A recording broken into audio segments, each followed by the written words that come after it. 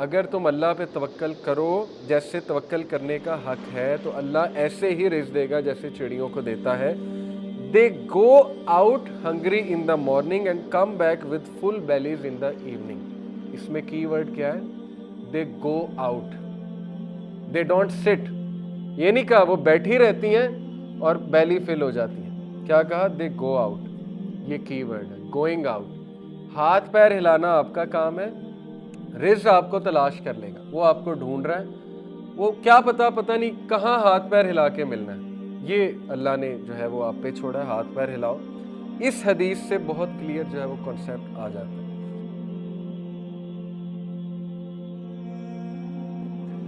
تو اس میں کوئی کنفیوز ہونے والی بات نہیں. لوح محفوظ اللہ کا کامل علم ہے.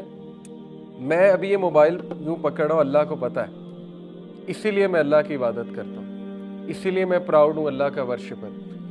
دیکھیں آج میں آپ کو کہوں کہ ایک ایسی ہستی ہے جس کو آپ کا غیب سب پتہ ہے, A to Z.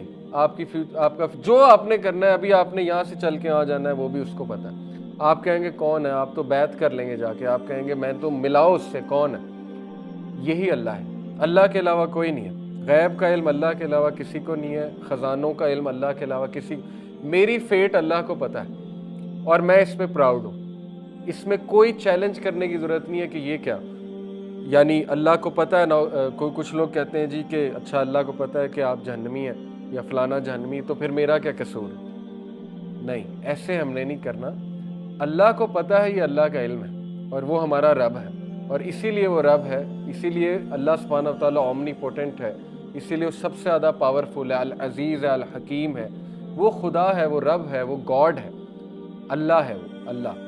اور اللہ جیسا کوئی نہیں ہو سکتا. اس لیے بی پراؤڈ کہ آپ اس رب کی عبادت کرتے ہیں جس کو سب پتہ ہے. اس لیے ہم اس سے رہنمائی طلب کرتے ہیں کہ اللہ آپ کو پتہ ہے میں نے کل کیا کرنا ہے, مجھے نہیں پتہ, لہٰذا میرا کل بھی اچھا کر دیں. صحابہ ایسی دعائیں کیا کرتے تھے. حضرت عمر کہتے تھے کہ اللہ اگر آپ نے مجھے ریچڈ لکھا ہے, بدقسمت لکھا ہے, تو مجھے خوش قسمتوں میں شامل کر لیں, مجھے بلیسڈ بنا دیں. یہ دعا کتنی پسند آئی ہوگی اللہ کو. اس میں اکنالجمنٹ بھی ہے کہ اللہ میں تیرے کامل علم کی اکنالجمنٹ کر رہا ہوں کہ تجھے سب پتہ ہے, لیکن ریکویسٹ بھی کر رہے ہیں. اللہ کو یہ دعا کتنی پسند ہے اور چینج ہوتی ہے. دعا سے چیزیں چینج ہوتی ہیں, لیکن اللہ کے علم میں ہے کہ دعا بھی کرے گا اور چینج بھی ہوگی. اسی لیے توفیق بھی اس سے مانگنی چاہیے.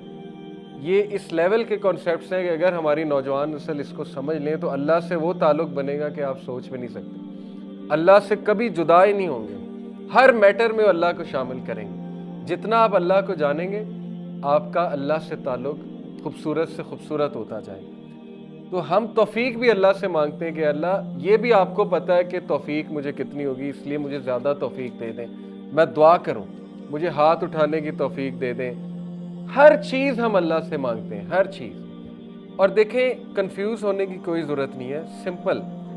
جو بھی قرآن میں حدیث میں کانسیپٹس ہیں نا تقدیر کے, رزق کے, ان کو ہم نے کس روشنی میں دیکھنا ہے؟ سنت کی روشنی میں, کہ اس کی پریکٹیکل مینیفیسٹیشن کس شخص نے کی؟ رسول اللہ نے. پریکٹیکل مینیفیسٹیشن کیا ثابت ہوتی ہے سنت سے؟ سب سے زیادہ قرآن کسے سمجھ آیا؟ اللہ کے نبی کو. سب سے زیادہ اللہ کسے سمجھ آیا؟ اللہ کے نبی کو. انہیں کیسے سمجھ آیا؟ انہیں بھی پتا تھا رزق پری ڈیسٹنڈ ہے, پتا تھی یہ بات, انہیں بالکل پتا تھی. لیکن ان کا عمل کیا بتاتا ہے؟ ہجرت جب کی ہر طریقہ اپنایا کہ نہیں اپنایا؟ راستہ ریسرچ کیا کون سا اچھا ہے؟ بالکل ریسرچ کی. بیک اپ پہ حضرت علی کو بیڈ پہ سلایا, بالکل سلایا, وہ طریقہ بھی اختیار کیا.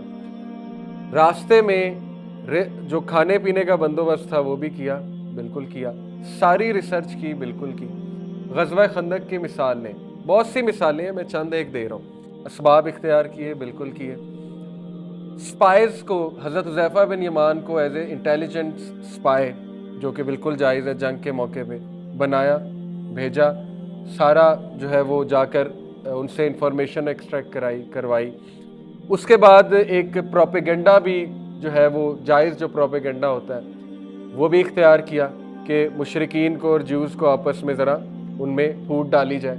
وہ بھی آپ کو واقعہ یاد ہوگا, ایک صحابی کو بھیجا, اس نے جا کے, ان صحابی نے جا کے قریش کو کوئی بات کی, جیوز کو کوئی بات کی, جائز ہے جنگ میں, اور اس کو پروپیگنڈا کہتے ہیں, جائز پروپیگنڈا, وہ بھی اختیار کیا. دعائیں بھی کی رو رو کے, بہت دعائیں کی، ڈیلی جاگ کے دعائیں کرتے تھے، اینڈ میں وکٹری مسلمانوں کو ملی، جبکہ اللہ نے یہ کہا ہوا ہے، سورہ فتح کی غالباً آیا ہے کہ کتب اللہ لأغلبن انا ورسلی، اللہ نے لکھ دیا ہے کہ اللہ اور اس کا رسول غالب ہوں گے۔ اللہ نے تو بتا دیا پروفٹ کو کہ آپ نے غالب ہونا ہی ہونا ہے، فتح مکہ آپ ہی کی ہے، لیکن بغیر ایفرٹ کے اگر اللہ نے کسی کو کچھ دینا ہوتا تو محمد رسول اللہ کو دیتے صلی اللہ علیہ وسلم، کیونکہ سب سے پیارے وہ ہیں اللہ کو، لیکن ان کی 23 سالہ ایفرٹس آپ کے سامنے ہیں۔ فتح مکہ کے لیے پروسیس پورا تھا، اور وہ پروسیس سے گزارنا وہی ہے، اللہ کہتے ہیں نا کہ صحابہ کو کیوں اس پروسیس سے گزارا، تاکہ ہم ان کو پاک کر دیں، تاکہ ہم چھانٹی کر دیں ان میں سے کون جو ہے وہ منافق ہے اور کون جو ہے وہ نیک ہے، جو پروفٹ صلی اللہ علیہ وسلم کے فالورز تھے۔ یہ اللہ کے طریقے ہیں۔ بہرحال سننا سے کلیئر کنسیپٹ آ جاتا ہے ہمارے پاس کہ ایفرٹ، سٹرگل ہمارے نبی نے جب کی، تو ہم کون ہوتے ہیں کہنے والے کہ نہیں ہم ایفرٹ نہیں کریں گے، ہم سٹرگل نہیں کریں گے۔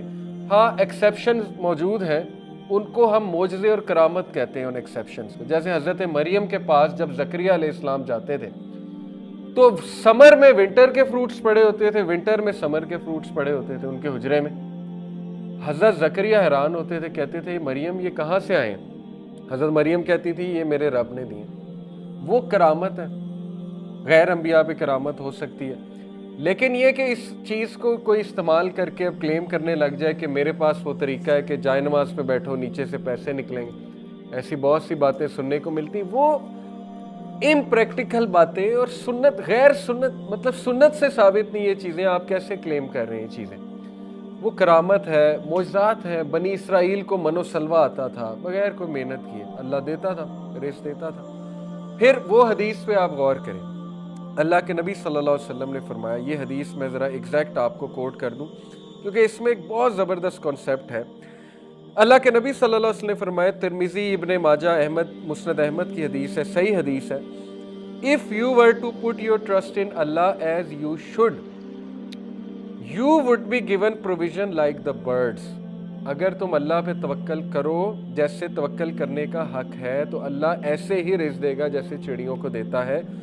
They go out hungry in the morning and come back with full bellies in the evening۔ اس میں کی ورڈ کیا ہے؟ They go out, they don't sit۔ یہ نہیں کہا وہ بیٹھی رہتی ہیں اور بیلی فل ہو جاتی ہیں، کیا کہا؟ They go out۔ یہ کی ورڈ ہے، going out۔ ہاتھ پیر ہلانا آپ کا کام ہے، رزق آپ کو تلاش کر لے گا، وہ آپ کو ڈھونڈ رہا ہے، وہ کیا پتہ نہیں کہاں ہاتھ پیر ہلا کے ملنا ہے، یہ اللہ نے جو ہے وہ آپ پہ چھوڑا ہے، ہاتھ پیر ہلاؤ۔ اس حدیث سے بہت کلیئر جو ہے وہ کنسیپٹ آ جاتا ہے۔ تو بہرحال جو میں بات کر رہا تھا کہ سنت سے کلیئرلی ثابت ہو رہا ہے یہ رویہ کہ توکل کا مطلب یہ نہیں ہے کہ بس بندہ اب ایفرٹس نہ کرے اور ایک ہی چیز پہ اڑا رہے۔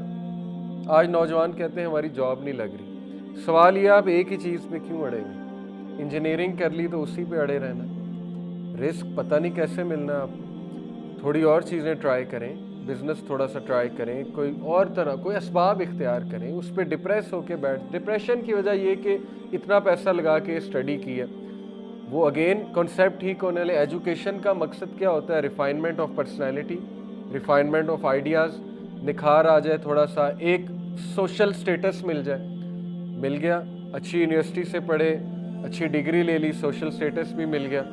اب جاب ہو سکتا ہے کوئی اور نیچر کی بھی آپ کو کرنی پڑ جائے۔ بہرحال یہ بڑا مشکل ہے ہمارے معاشرے میں، لیکن اگر ہم اس کو سمجھ جائیں تو بہت سے ہمارے مسئلے حل ہو سکتے ہیں۔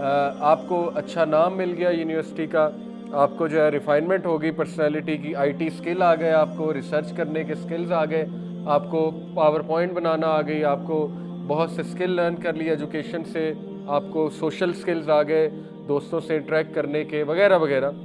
ایجوکیشن کا مقصد حل ہو گیا، یہاں فل سٹاپ لگا دیں۔ آگے کوشش کریں جاب ڈھونڈنے کی، ملتی ہے اچھی بات ہے، نہیں ملتی ہے ہاتھ پیر اور ماریں۔ یہ ہے اصل میں کنسیپٹ جن کو میں سمجھتا ہوں ہمیں معلوم ہونا چاہیے۔